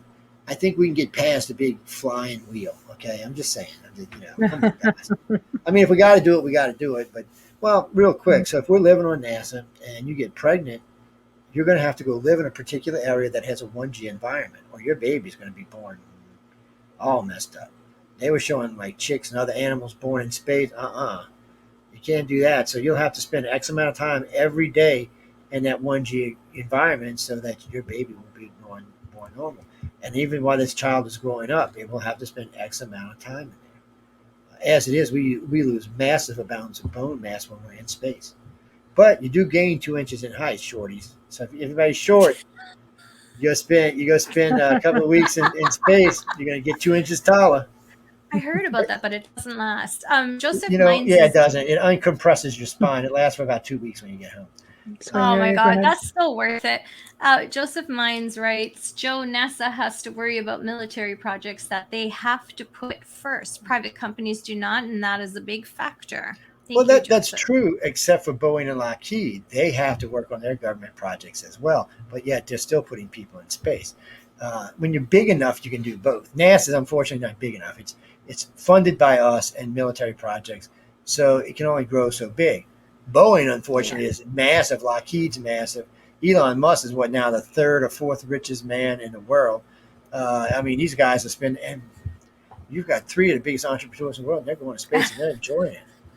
They're having Jane, fun. you need to go there. Jane's only you'd be 5 foot when you came back. That's beautiful. You'd be 5 foot. I tower over you. I love it. It's very few. There's very few people I tower over. My first two girlfriends, one was 4'9" and 89 pounds, and the other one was 4'10" and about 100 pounds. Yeah, they were teensy weensy, man. Teeny weeny, yeah. Jane, you're. Second now. Small things, great come. Like great things come in small. And packages, you know what? They were both Italian women. Yeah, the southern Do Italians things in are small shorter. packages. Yeah, exactly. But northern Italian, they get taller because you have the Alps and you have the it's like you've got Switzerland immigration and Slavic and stuff. So the height goes up as you go up further north. And then the next girl I think I dated was 6 foot with her heels on. She was 6'2", 6'3". I was like, I said, girl, I'm always looking right here. Come on, you got to get shorter. People are going to wonder what's going on here. Yeah, I can't help it. It was like that. Hey, Zach. Nice. Thanks, man. It's 11, right? Yeah. Oh, yeah, it is. We got to go. Yes. So yes, exactly. Good thing the owner of the network's on. I know, right? I can tell him to We go could be bite in trouble. himself. I know. I can say, owner, bite yourself. It's the end. There we go. Of course, the owner might have a fit. Oh, I got to put Lola on. She's a demon. Y'all gonna love this dog. Can't wait. She is a demon. She's already boxing with me. She's like, what, 2 inches tall, might weigh a pound if she's lucky, and she wants to slap fight with me. She come and got on my chest today. I'm like, what are you doing? Then she starts biting on my beard. Whoa, calm down, dog. And so she already whooped Linda because Max used to like to sit behind Linda's neck and go to sleep when we were driving or sitting in the house because he's so little. First thing she goes, jumps up there. He's possessed. He's possessed. We're talking about Lola. And then it was weird. I got these crepe myrtles in the backyard, and Max is buried in one, and Charlie's buried on the other one. They ain't bloomed in like 5 years. They both bloomed beautiful white flowers this year, both of them. I was like, don't know if it means anything, people. If you think your pets are around, that maybe it does. That's it. And she always didn't even around. let me talk about the Sumerians. It's bad. It's bad. What the Amelia. frickin' ever? You didn't stop talking It's at all. bad, Amelia, You man. talk She's about whatever the hell you bad. want. Well, don't worry. Michelle and I are going to talk about this in a couple of weeks, but We we got will. we got other stuff coming up right now. Lots I'm of talking stuff. about the gray zone incident on Saturdays. Y'all better be there or be square, baby, because you can't get it no other place. There's no reruns to watch. Last I checked, the other rerun was like at 600,000 or something. Because we don't put it out. And it will be on YouTube soon enough. I might put it on Podbean, but y'all better get it while you're getting this good. Come listen. If you don't listen, you can get to hear it. I'm still getting cussed by people because I put part 3 up and not part 4. They're like, well, where's the other part? I said, I told you should have been there Saturday. You're not going to make it available. I said, nope, it's not going to be available. Joe, that's so Be faithful, wrong. people. Be faithful. Oh my All right. God. I have to sign us off. So again, we've come to another awesome segment. End of another awesome segment here on the Outer Realm. Thank you, Joe, for tuning in and your wealth of information and just a whole lot of fun. And huge thank you to Folgers Coffee for sponsoring tonight's show. Thank you, thank you. Remember to stop by International Public Radio, UFO Paranormal Radio, and yeah, whatever that other one was. UFOs, gods, and extraterrestrials. There we go. And don't forget about us on Outer Realm on Facebook and on Instagram, please. And if you'd like to drop us a line, please do so at the Outer Realm Contact at gmail.com. Again, the Outer Realm Contact at gmail.com. Tune in next Wednesday as we welcome back Mr. Sean Williamson. And going to be some Templar talk. And let me tell you what, this guy has got a lot. This guy was a Templar at one time. Thursday night welcomes author Tom Cromwell to the show for the very first time, and he's going to be talking UFOs. Oh, and we got 3 books left, 2 part of the L. Ron Hubbard collection. Let's do it. I'm probably going to give them away. Oh, you know what? I'll give away one tonight. Okay, So, do it. I'll tell you what, whoever can get close to our listening audience tonight, I'll give you one of the 3 books, whichever one you want. No, you can't have the skull, so don't even ask. That came from a friend of mine who's passed, Lloyd Pot. But anyway, if no, try to guess how many listeners we had tonight. Is that what it is? I got hungry and he tasted good. So what can I tell you? But yeah, guess how many listeners? You don't have to get perfect, and I'll tell you it's more than 1 million. So if you can guess, I'll give you one of the books. If you hit it within 500, I'll give you all 3. Wow. Ooh. Yeah, not a That shot. is Get it. huge. Good. Y'all can get it, but I'll even be nice. I'll tell you it's over 1.5. Okay, and y'all got to go from there. So. And then you have to email Joe where? Yeah, at iCartCox.net. So if you can figure it out, get close, I'll give you one. If you get within 5,000, I'll give them all to you.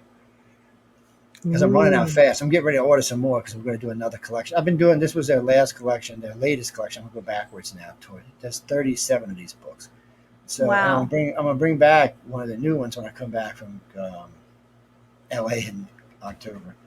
Anyway. There we have it, guys. Start figure it out. Email Joe. Mail me a steak, who gets the books. There we go. So again, thank you all for tuning in. We will see you next week. All behave yourselves. For real. Oh, wait, I got to put the thing here. No, I don't.